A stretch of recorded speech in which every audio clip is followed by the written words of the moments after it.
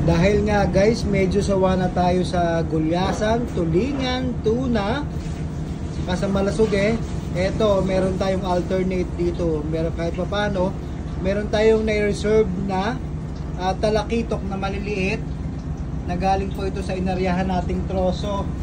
Guys, so ayan, niluluto na yan ng ating fishing master. Sisigang daw yan.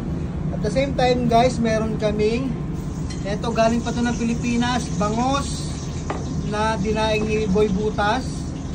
May suka, bawang, paminta, sili. Ayan. So kahit pa paano guys, may alternate tayo sa mga iniulam natin dito guys. Yan, nagigisa na nga si Master dito, ang ating chef. Fishing master, master chef pa. Ayan. Sisigang daw yan.